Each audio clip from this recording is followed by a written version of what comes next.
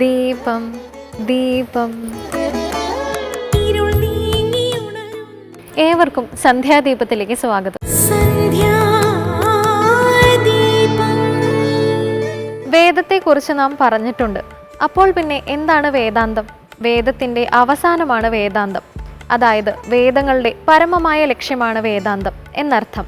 കേവലം ബാലന്മാരായിരുന്ന രാമലക്ഷ്മണന്മാരെ വിശ്വാമിത്രൻ തൻ്റെ യാഗരക്ഷയ്ക്കായി കൂട്ടിക്കൊണ്ടുപോകുന്നത് മുതലാണ് അവരുടെ വീര്യബലങ്ങൾ നാം തിരിച്ചറിയുന്നത്.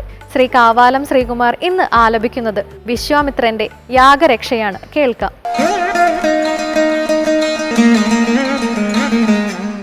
അക്കാലം വിശ്വാമിത്രനാകിയ മുനികുലമുഖ്യനും അയോധ്യയ്ക്കാമാറെഴുന്നള്ളിയിടിനാൻ. രാമനായവനിയിൽ മായയാ ജനിച്ചൊരു കോമളമായ രൂപം പൂണ്ടൊരു പരാത്മാനം സത്യജ്ഞാനാനന്ദാനന്ദാമൃതം കണ്ടുകൊള്ളുവാൻ ചിത്തത്തിൽ നിറഞ്ഞാശു വഴിഞ്ഞ ഭക്തിയോടെ കൗശികൻ തന്നെ കണ്ടു ഭൂപതി ദശരഥൻ ആശു സംഭ്രമത്തോടും പ്രത്യുദ്ധാനവും ചെയ്തു. വിധിനന്ദനനോടും ചെന്നെതിരേറ്റു യഥാവിധി പൂജയും ചെയ്തു വന്ദിച്ചു നിന്നു ഭക്ത്യാ. സസ്മിതം മുനിവരൻ തന്നോടു ചൊല്ലിടിനാൻ, അസ്മജ്ജന്മവുമിന്നു വന്നിതു സഫലമായി. നിന്തിരുവടി എഴുന്നള്ളിയ മൂലം കൃതാർത്ഥാന്തരാത്മാവായതു ഞാനിഹ തപോനിധി. ഇങ്ങനെയുള്ള നിങ്ങളെഴുന്നള്ളിയിടും ദേശം മംഗളമായി വന്നാശു സമ്പത്തും താനേവരും. എന്തോന്ന് ചിന്തിച്ചെഴുന്നള്ളിയതെന്നും ഇപ്പോൾ നിന്തിരുവടി അരുൾ ചെയ്യണം ദയാനിധേ. എന്നാലാകുന്നതെല്ലാം ചെയ്വൻ ഞാൻ മടിയാതെ ചൊന്നാലും പരമാർത്ഥം താപസകുലപതി. വിശ്വാമിത്രനും പ്രീതനായി അരുൾ ചെയ്തിടിനാൻ വിശ്വാസത്തോടു ദശരഥനോടതു നേരം. ജ്ഞാനമാവാസ്യതോറും പിതൃദേവാദികളെ ധ്യാനിച്ചു ചെയ്തിടുന്ന ഹോമത്തെ മുടക്കുന്നോർ മാരീച സുബാഹുമുഖ്യന്മാരാം നക്തഞ്ചരന്മാർ ഇരുവരും അനുചരന്മാരായുള്ളോരും അവരെ നിഗ്രഹിച്ചു യാഗത്തെ രക്ഷിപ്പാനായി അവനീപതേ രാമദേവനെ അയക്കേണം. പുഷ്കരോദ്ഭവപുത്രൻ തന്നോടും നിരൂപിച്ചു ലക്ഷ്മണനെയും കൂടെ നൽകണം മടിയാതെ. നല്ലതു വന്നിടുക നിനക്കു മഹീപതി. കല്യാണമതി കരുണാനിധി നരപതി. ചിന്ത ചഞ്ചലനായ പന്തിസ്യന്തന നൃപൻ മന്ത്രിച്ചു ഗുരുവിനോടേകാന്തേ ചൊല്ലിടിനാൻ. എന്തു ചൊൽവതു ഗുരോ നന്ദനൻ തന്നെ മമ സന്ധ്യജിച്ചിടുവതിനില്ലല്ലോ ശക്തിയൊട്ടും. എത്രയും കൊതിച്ച കാലത്തിങ്കൽ ദൈവവശാൽ സിദ്ധിച്ച തനയനാം രാമനെ പിരിയുമ്പോൾ നിർണയം മരിക്കും ഞാൻ. രാമനെ നൽകിയിടാഞ്ഞാൽ അന്വയനാശം കൂടെ വരുത്തും. വിശ്വാമിത്രൻ എന്തൊന്നു നല്ലതിപ്പോളെന്നു നിന്തിരുവടി ചിന്തിച്ചു തിരിച്ചരുളി ചെയ്തിടുക വേണം. എങ്കിലോ ദേവഗുഹ്യം കേട്ടാലും അതിഗോപ്യം സങ്കടമുണ്ടാകേണ്ട സന്തതം ധരാപതേ.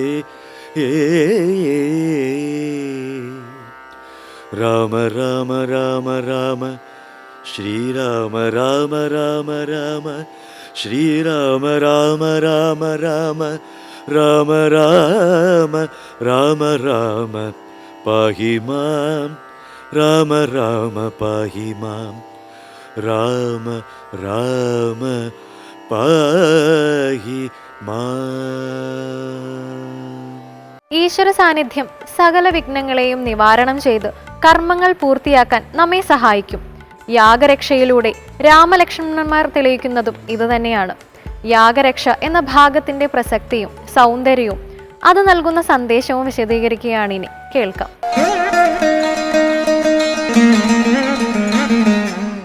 രാമായണ വ്യാഖ്യാനത്തിലേക്ക് എല്ലാ പ്രേക്ഷകർക്കും സ്വാഗതം.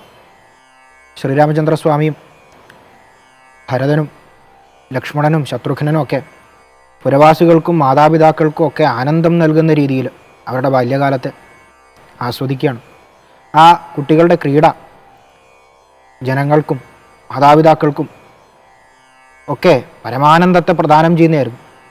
ഒരു ദിവസം വിശ്വാമിത്ര മഹർഷി അയോധ്യയിലേക്ക് വരികയാണ്. ദശരഥ മഹാരാജാവ് സസംഭ്രമം ചെന്ന് അദ്ദേഹത്തിന് ഉപചാരപൂർവ്വം സ്വീകരിച്ചിരുത്തി. എന്നിട്ട് ആദ്യം തന്നെ ഒരു വാക്കും കൊടുത്തു. എന്താ വാക്ക്? അങ്ങ് എന്താണോ ആവശ്യപ്പെടുന്നത് അത് ഞാൻ സാധിച്ചു തരും.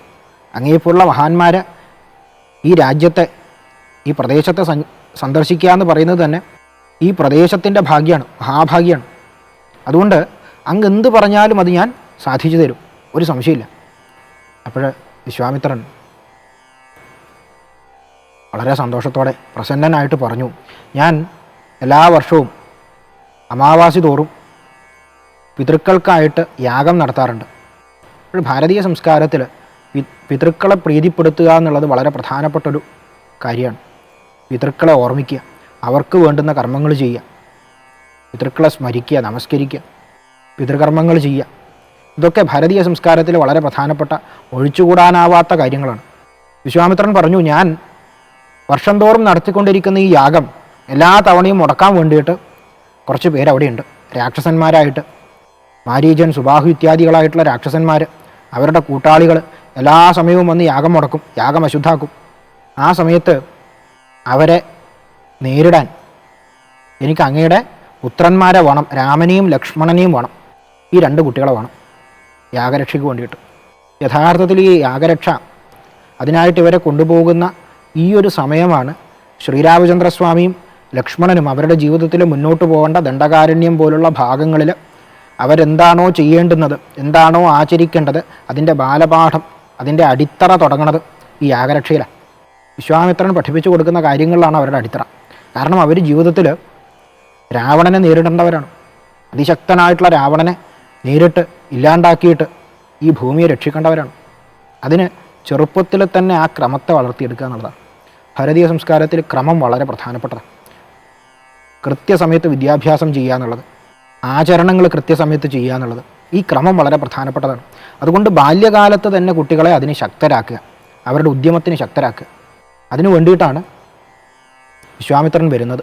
പക്ഷേ ദശരഥ മഹാരാജാവിനെ സംബന്ധിച്ചിടത്തോളം പുത്രനായിട്ടുള്ള രാമനെ വളരെ ലാളിച്ച് ഓമനിച്ച്, അതും അവസാനം ഈ ഒരു വാർദ്ധക്യകാലത്ത് കിട്ടിയിട്ടുള്ള സന്താനമാണ്. സന്താനങ്ങളില്ലാണ്ട് കുറേ കാലം കഴിഞ്ഞ് ദുഃഖങ്ങൾ അനുഭവിച്ച്, ദുരിതങ്ങൾ അനുഭവിച്ച്, എല്ലാ സുഖമുണ്ട്, സൗകര്യമുണ്ട്, രാജഗൃഹമുണ്ട്, കൊട്ടാരമുണ്ട്, എല്ലാ വിധത്തിലുള്ള സുഖ സൗകര്യങ്ങളും അനുഭവിക്കുന്നുണ്ട്. പക്ഷേ അതിനേക്കാളൊക്കെ വലിയ ദുഃഖമായിട്ട് സന്താനമില്ല എന്നുള്ളൊരു ദുഃഖം, എല്ലാ സുഖങ്ങളെയും ദുഃഖത്തിലേക്ക് മാറ്റാൻ കഴിയുന്നത്ര ശക്തമായിട്ടുള്ളൊരു ദുഃഖം അദ്ദേഹം അനുഭവിച്ചതാണ് കുറേ കാലം. അതൊന്ന് അവസാനിച്ചത് ഈ 4 സന്താനങ്ങളെ കിട്ടിയപ്പോഴാണ്. അതിൽ തന്നെ വിശിഷ്യ രാമനോട് അദ്ദേഹത്തിന് വളരെ പ്രേമമുണ്ടായിരുന്നു, വളരെ സ്നേഹമുണ്ടായിരുന്നു. രാമനോടാണ് ഏറ്റവും സ്നേഹം. അതുകൊണ്ടാണ് കൈകേയിക്ക് വാക്ക് കൊടുക്കണ സമയത്ത് പോലും അദ്ദേഹം പറയുന്നത്, എൻ്റെ പ്രിയനായിട്ടുള്ള പ്രാണനേക്കാളും ഞാൻ സ്നേഹിക്കുന്ന എൻ്റെ രാമനാണേ സത്യം എന്നാ. വാക്ക് കൊടുക്കും അദ്ദേഹം പറയുന്നത്. അത്രയ്ക്ക് സ്നേഹിക്കുന്ന രാമനെ എങ്ങനെയാണ് ഞാൻ ഈ ചെറിയ പ്രായത്തിൽ വിട്ടുകൊടുക്കുക, അതും രാക്ഷസന്മാരെ നേരിടാൻ? അദ്ദേഹം പറഞ്ഞു പറ്റില്ല. വസിഷ്ഠനോട് പറയുക, വിശ്വാമിത്രനോട് നേരിട്ട് പറഞ്ഞില്ല. എങ്ങനെയാ പറയുക? ഈ കാര്യം അദ്ദേഹത്തോട് പറഞ്ഞു കഴിഞ്ഞാൽ അദ്ദേഹം നാടിനെയും നഗരത്തെയും കുലത്തെയും ഒക്കെ ശപിച്ചില്ലാണ്ടാക്കും, ഭസ്മാക്കും. അത്രയ്ക്ക് ക്രുദ്ധനായി കഴിഞ്ഞാൽ പിടിച്ചു കെട്ടാൻ പറ്റാത്ത ആളാണ് ആര്? വിശ്വാമിത്രൻ. അദ്ദേഹത്തിൻ്റെ ക്രോധം വളരെ പ്രസിദ്ധമാണ്. അതുകൊണ്ട് എന്താ ചെയ്യുക? അവിടെയാണ് വസിഷ്ഠൻ എന്ന് പറയുന്ന യഥാർത്ഥ ഒരു ഉപദേശി, യഥാർത്ഥ ഗുരുനാഥനെ നമ്മൾ കാണുക. പ്രതിസന്ധി ഉണ്ടാകുമ്പോൾ അത് കൃത്യമായിട്ട് തരണം ചെയ്യാനുള്ള മാർഗം തൻ്റെ ശിഷ്യന് പറഞ്ഞു കൊടുക്കുന്നതാണ്. യഥാർത്ഥ ഗുരുനാഥൻ്റെ ലക്ഷണത മാർഗദർശിയാണ്. ആ ഗുരുനാഥൻ പറഞ്ഞു, അങ്ങ് ആദ്യം ഒരു കാര്യം അറിയാം, രാമൻ സാധാരണ ഒരു മനുഷ്യനല്ല. അങ്ങ് പൂർവ്വജന്മത്തിൽ മുൻപ് കശ്യപ പ്രജാപതിയായിരുന്നു. അങ്ങയുടെ ഭാര്യയായിട്ടുള്ള കൗസല്യാദേവി അതിഥിയായിരുന്നു. നിങ്ങൾ രണ്ടുപേരും അതികഠിനമായിട്ടുള്ള തപസ്സനുഷ്ഠിച്ചിട്ട് ഭഗവാനോട് വരം വാങ്ങിയിട്ടുണ്ട്. എന്താ വരം? അങ്ങ് സ്വന്തം പുത്രനായിട്ട് ഞങ്ങൾക്ക് ജനിക്കുക, ഞങ്ങളുടെ പുത്രനായിട്ട് അങ്ങ് ജനിക്കുക. ആ വരം ഭഗവാൻ ഇന്ന് ശ്രീരാമചന്ദ്രസ്വാമിയുടെ രൂപത്തിൽ സാധിച്ചു തന്നിരിക്കുകയാണ്. സാക്ഷാൽ ആദിനാരായണനാണ് അങ്ങയുടെ പുത്രൻ, സാധാരണക്കാരനായിട്ടുള്ള ഒരു കുട്ടിയല്ല. രാവണൻ്റെ ശല്യം ഒഴിവാക്കാൻ വേണ്ടിയിട്ട് അവൻ്റെ ക്രൂരകർമ്മങ്ങൾ കൊണ്ട് ഭൂമിയുടെ ഭാരം വർദ്ധിച്ചപ്പോൾ ആ ഭൂഭാരത്തെ തീർക്കാൻ വേണ്ടി ഭഗവാൻ സ്വയം അവതരിച്ചതാണ്. അതിന് നിയോഗമായിട്ടാണ് അങ്ങേ തിരഞ്ഞെടുത്തിട്ടുള്ളത്. ആദ്യം അത് മനസ്സിലാക്കുക. അവിടെ ജനകൻ്റെ കൊട്ടാരത്തിൽ ഒരാൾ ജീവിക്കുന്നുണ്ട്, വസിക്കുന്നുണ്ട്.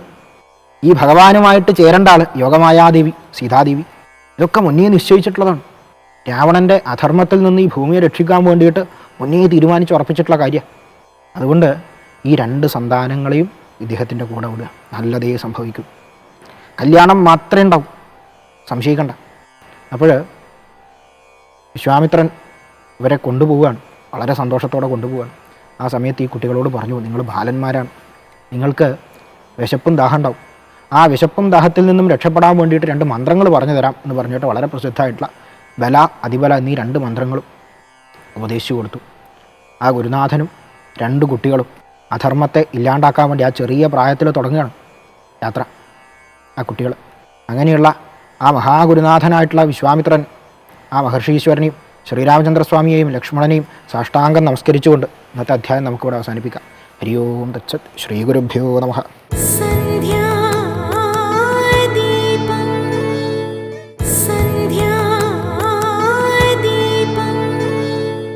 രാജാക്കന്മാരെ പലപ്പോഴും അപകടത്തിൽ ചാടിച്ചിരുന്നത് ചൂതാട്ടവും നായാട്ടുമായിരുന്നു.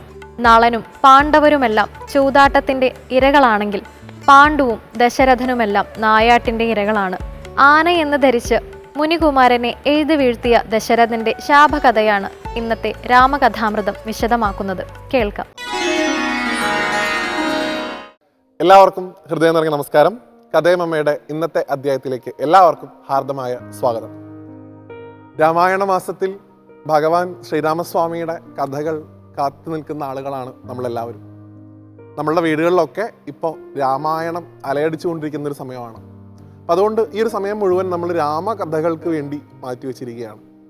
ഇന്നേ ദിവസം നമ്മൾ ആ രാമകഥയിൽ പരിചയപ്പെടാൻ പോകുന്നത് ഭഗവാന്റെ അച്ഛനായിട്ടുള്ള ദശരഥ മഹാരാജാവിന് ലഭിച്ച ഒരു ശാപത്തിൻ്റെ കഥയാണ്. ഇവിടെ നിന്ന് തൊട്ടാണ് യഥാർത്ഥത്തിൽ രാമായണം തുടങ്ങുന്നത് എന്ന് എനിക്ക് പലപ്പോഴും തോന്നിയിട്ടുണ്ട്. കാരണം വലിയൊരു വേദവാക്യം ഉണ്ടല്ലോ, നമ്മൾ എപ്പോഴും പറയാറുള്ള ഒന്നാണ്, ഈ താൻ നിരന്തരം ചെയ്യുന്ന കർമ്മങ്ങൾ താൻ അനുഭവിച്ചിടുകയെന്നേ വരുമെന്നാണ്. എഴുത്തച്ഛൻ അങ്ങനെ പാടിയിട്ടുണ്ട്. നമ്മൾ ചെയ്യുന്ന കർമ്മങ്ങൾ അത് എന്ത് തന്നെ ആയിക്കോട്ടെ, അതിൻ്റെ കർമ്മഫലം നമ്മൾ അനുഭവിച്ച് തന്നെ വേണം ഈ ഭൂമിയിൽ നിന്ന് ഈ ആത്മാവ് അടുത്തൊരു ശരീരത്തിലേക്ക് പ്രവേശിക്കാൻ എന്നാണ്. അങ്ങനെ ദശരഥ മഹാരാജാവിന് ആ ഒരു അവസ്ഥ ഉണ്ടായിട്ടുണ്ട് രാമായണത്തിൽ. ആ കഥയാണ് നമ്മൾ ഇന്ന് പരിചയപ്പെടാൻ പോകുന്നത്. അദ്ദേഹം യുവരാജാവായിരുന്ന സമയത്ത് അയോധ്യയിൽ അദ്ദേഹത്തിൻ്റെ രാജ്യത്തുള്ള ആളുകളൊക്കെ അദ്ദേഹത്തെ കണ്ടു പറഞ്ഞു, മഹാരാജാവേ, നാട്ടിലേക്ക് ഈ ക്രൂര മൃഗങ്ങളുടെ ശല്യം വളരെയധികം കൂടുതലായിട്ട് വരുന്നു. കാട്ടിൽ നിന്ന് ഇവയൊക്കെ ഇപ്പം നാട്ടിലേക്ക് ഇറങ്ങാൻ തുടങ്ങിയിട്ടുണ്ട്. അതുകൊണ്ട് അങ്ങ് കരുണയുണ്ടായി ഈ ക്രൂര മൃഗങ്ങളെയൊക്കെ ഒന്ന് വേട്ടയാടി നശിപ്പിച്ചു തരണമെന്ന് രാജ്യത്തുള്ള ആളുകളൊക്കെ വന്ന് ദശരഥ മഹാരാജാവിനോട് പറഞ്ഞു. അദ്ദേഹം ഈ ഒരു വിഷമം മനസ്സിലാക്കി പെട്ടെന്ന് തന്നെ സൈന്യത്തോടൊക്കെ തയ്യാറാവാൻ പറഞ്ഞു. അദ്ദേഹം വേട്ടയ്ക്ക് പോയി എന്നാണ്. അപ്പം അദ്ദേഹം ഇങ്ങനെ കാട്ടിലൊക്കെ വേട്ടയാടി നടക്കുന്ന സമയത്ത് ആ കാടിൻ്റെ മറ്റൊരു ദിശയിൽ മറ്റൊരു സംഭവം നടക്കുന്നുണ്ടായിരുന്നതാണ്. ആ നാട്ടിൽ അവിടെ ഒരു കുമാരൻ താമസിച്ചിരുന്നു. അദ്ദേഹത്തിൻ്റെ പേര് ശ്രവണകുമാരൻ എന്നാണ്. ശ്രവണകുമാരൻ്റെ ഏറ്റവും വലിയ ഗുണം എന്താണെന്ന് വെച്ച് കഴിഞ്ഞാൽ അദ്ദേഹത്തിന് ജീവനേക്കാൾ ഉപരി സ്നേഹമാണ് അദ്ദേഹത്തിൻ്റെ അച്ഛനമ്മമാരെ. ആ അച്ഛനമ്മമാരുടെ പേര്, ഒരാളുടെ പേര് ശന്തനു എന്നാണ്, ഒരാളുടെ പേര് ജ്ഞാനവന്തി എന്നാണ്. ഈ രണ്ടു പേർക്കും വാർദ്ധക്യമായപ്പോൾ കണ്ണിൻ്റെ കാഴ്ച നഷ്ടപ്പെട്ടു. പക്ഷെ അവർക്ക് വലിയ ആഗ്രഹമായിരുന്നു 4 പ്രധാനപ്പെട്ട തീർത്ഥാടന കേന്ദ്രങ്ങൾ, ചാർധാം എന്ന് പറയും, അവിടെ പോയി ദർശനം നടത്തണമെന്ന് ഈ അച്ഛനും അമ്മയ്ക്കും വലിയ ആഗ്രഹം. അവർ ശ്രവണകുമാരനോട് ഈ ആഗ്രഹം പറഞ്ഞു. ഞങ്ങൾക്ക് കണ്ണ് കാണില്ല കുട്ടി, തനിക്ക് ബുദ്ധിമുട്ടാവില്ല എന്നുണ്ടെങ്കിൽ ഞങ്ങളെ ഈ 4 സ്ഥലത്തും ഒന്ന് കൊണ്ടുപോയി തൊഴിയിക്കാൻ പറ്റുമോ എന്ന് ചോദിച്ചു.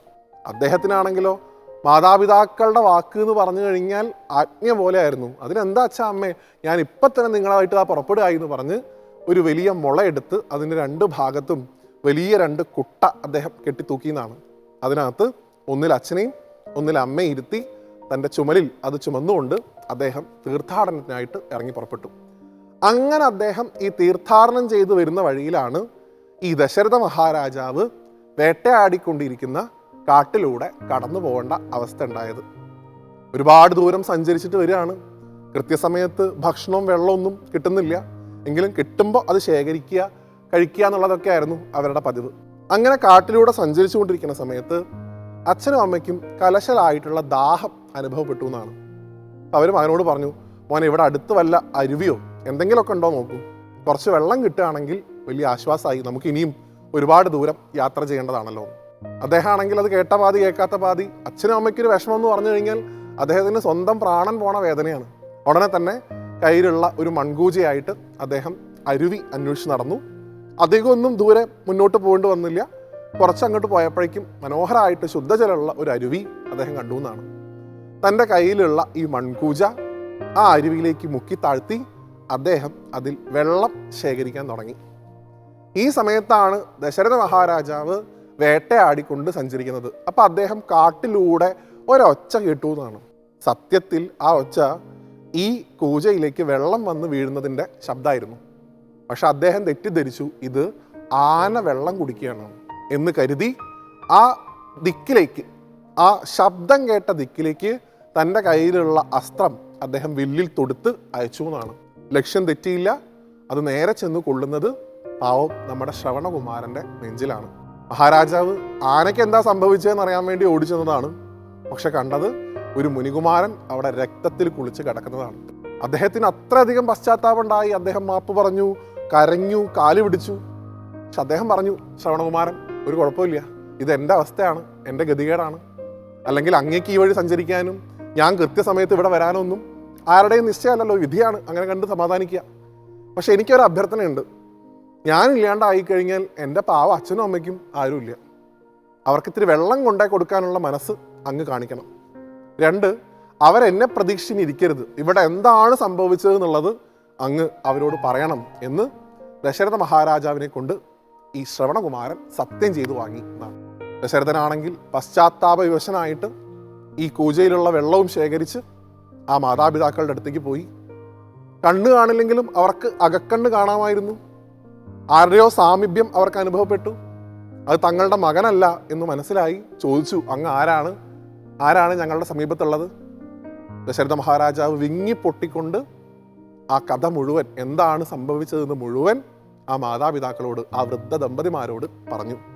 അവർക്കുണ്ടായിട്ടുള്ള വിഷമം, അവർ നെഞ്ചു പൊട്ടി മരിക്കാറായി എന്നാണ്. ആ കൊണ്ടുവന്ന വെള്ളത്തിൽ നിന്ന് ഒരു തുള്ളി വെള്ളം പോലും അവർ കുടിച്ചില്ല. ഇതറിയാതെ പറ്റിയതാണ്, എനിക്ക് പശ്ചാത്താപമുണ്ട് എന്നൊക്കെ മഹാരാജാവ് പറഞ്ഞെങ്കിലും സമ്മതിച്ചില്ല. ഞങ്ങൾക്ക് പുത്രശോകം വരുത്തിയ നീ ഭാവിയിൽ പുത്രശോകം കൊണ്ട് മരിക്കട്ടെ എന്ന് ശപിച്ചു ആ ദമ്പതിമാർ എന്നാണ്. ഞങ്ങൾക്ക് ആകണ്ടായിരുന്ന കുട്ടിയാണ് നീ ഇല്ലാണ്ടാക്കിയത്, നിനക്കും ഒരു കുട്ടി ഉണ്ടാവുമല്ലോ, ആ കുട്ടിയെ പിരിയുന്ന വിഷമത്തിൽ നിന്റെയും പ്രാണൻ ഒരു കാലത്ത് പോകും മഹാരാജാവേ എന്ന് പറഞ്ഞ് ഈ ദമ്പതിമാർ അദ്ദേഹത്തെ ശപിച്ചു എന്നാണ്. ആ ശാപം പേറിയാണ് പിന്നീട് ദശരഥൻ്റെ ജീവിതം തുടങ്ങുന്നത്. അതോടുകൂടി ആ ദമ്പതിമാരുടെ പ്രാണൻ പോയി എന്നുമാണ്. നോക്കൂ, ഭഗവാൻ വനവാസക്കാലത്തേക്ക് പോകുന്ന സമയത്ത് രാമനെ പിരിയുന്ന ആ പുത്രശോകത്തിലാണ് ദശരഥ മഹാരാജാവിൻ്റെ അന്ത്യം പിന്നീട് സംഭവിക്കുന്നത്. ഞാൻ തുടക്കത്തിൽ പറഞ്ഞു, അവനവൻ ചെയ്യുന്ന കർമ്മങ്ങൾ ഏത് കാലത്തായാലും അതിൻ്റെ പരിണിത ഫലം നമ്മൾ തന്നെ അനുഭവിക്കുക എന്നുള്ളത് മാത്രമേ ഉള്ളൂ. അപ്പം സാധിക്കുന്ന അത്ര നല്ല കാര്യങ്ങളൊക്കെ ചെയ്താൽ അതിൻ്റെ ഫലവും നമുക്ക് അനുഭവിക്കാൻ സാധിക്കും എന്ന് മനസ്സിലാക്കി സജ്ജനങ്ങളുടെ താല്പര്യങ്ങൾ എപ്പോഴും മുൻപേ എടുത്തുകൊണ്ട് നല്ല പ്രവർത്തികൾ ചെയ്യാൻ നമുക്ക് എല്ലാവർക്കും ഭഗവാന്റെ അനുഗ്രഹം ഉണ്ടാവട്ടെ എന്ന് പ്രാർത്ഥിച്ചുകൊണ്ട് ദശരഥ മഹാരാജാവിന് കിട്ടിയ ഈ ശാപത്തിൻ്റെ കഥ ഇന്നിവിടെ ഉപസംഹരിക്കുന്നു. മറ്റൊരു കഥയുമായി വീണ്ടും കാണുന്നവരെ എല്ലാവർക്കും നന്ദി, നമസ്തേ.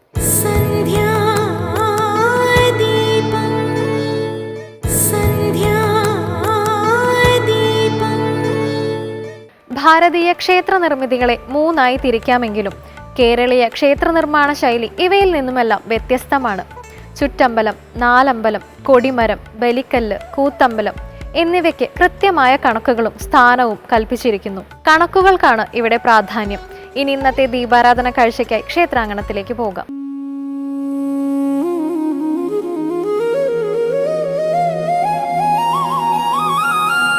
രാമപുരം ശ്രീരാമസ്വാമി ക്ഷേത്രം.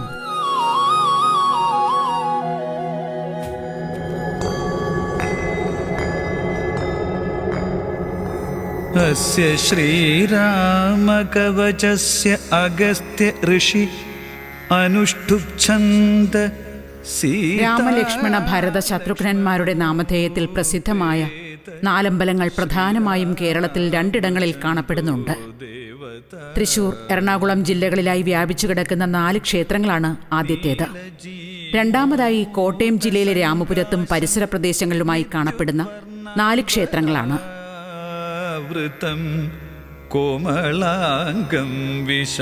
പാലാ കൂത്താട്ടുകുളം ഹൈവേയിൽ രാമപുരം ജംഗ്ഷനിൽ നിന്നും 15 കിലോമീറ്റർ മാറി സ്ഥിതി ചെയ്യുന്ന ക്ഷേത്രമാണ് രാമപുരം ശ്രീരാമസ്വാമി ക്ഷേത്രം.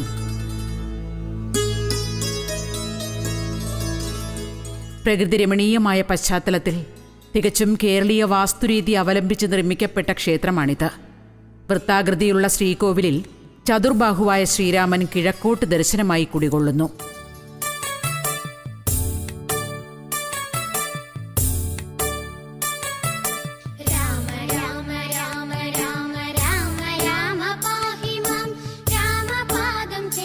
പഞ്ചലോഹത്തിൽ തീർത്ത രാമവിഗ്രഹമാണിവിടെ.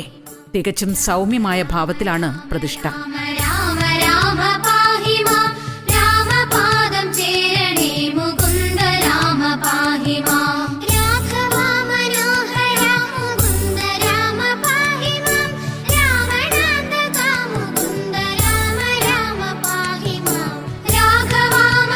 വിശാലമായ ചുറ്റമ്പലമാണ് ഇവിടത്തേത്. ശ്രീകോവിലിന് മുന്നിൽ നമസ്കാര മണ്ഡപം. ശ്രീകോവിലിന് അഭിമുഖമായി ഗരുഡ പ്രതിഷ്ഠ കാണാം.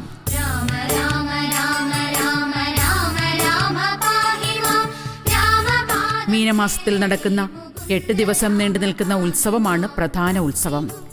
എന്നാൽ ക്ഷേത്രത്തിൽ കൂടുതൽ ഭക്തർ എത്തിച്ചേരുന്ന കാലഘട്ടം കർക്കിടക മാസമാണ്.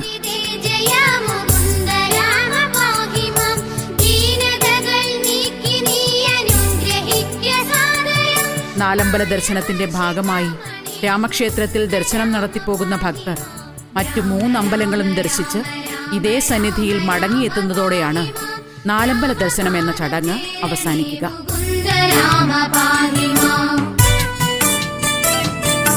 ക്ഷേത്ര ശ്രീകോവിലിനുള്ളിൽ തന്നെയുള്ള ലക്ഷ്മി നാരായണ ഭാവത്തിലെ വിഷ്ണുവാണ് മറ്റൊരു പ്രത്യേകത.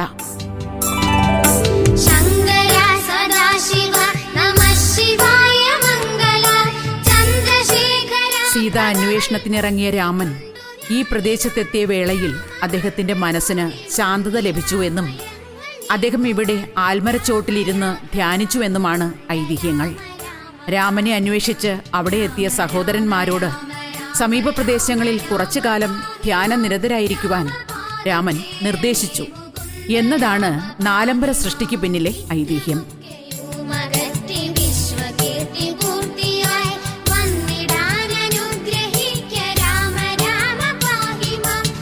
രാമരാവണ യുദ്ധത്തിലെ വിജയത്തിന് ശേഷമുള്ള മടക്കയാത്രയിലാണ് രാമൻ ഇവിടെ വിശ്രമിച്ചതെന്ന് വാദിക്കുന്നവരുമുണ്ട്.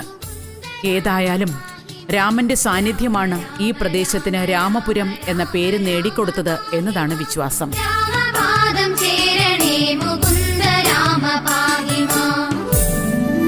ചതുശതം, വെണ്ണ നിവേദ്യം, പാൽപ്പായസം എന്നിവയാണ് ദേവന്റെ ഇഷ്ടനിവേദ്യങ്ങൾ.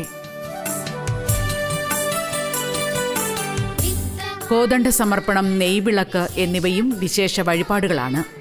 രാമായണ മാസത്തോടനുബന്ധിച്ച് പ്രത്യേക പൂജകളും വഴിപാടുകളും നടത്തപ്പെടുന്നു.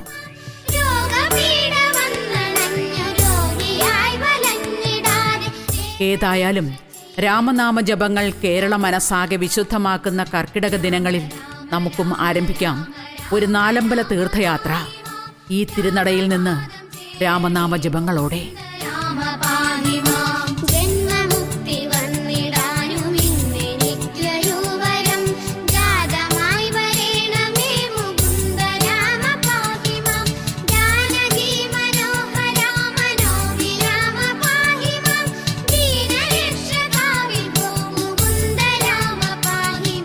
കയ്പുള്ള മരുന്ന് കഴിക്കുമ്പോൾ അത് മാറ്റാൻ മധുരം കഴിക്കും.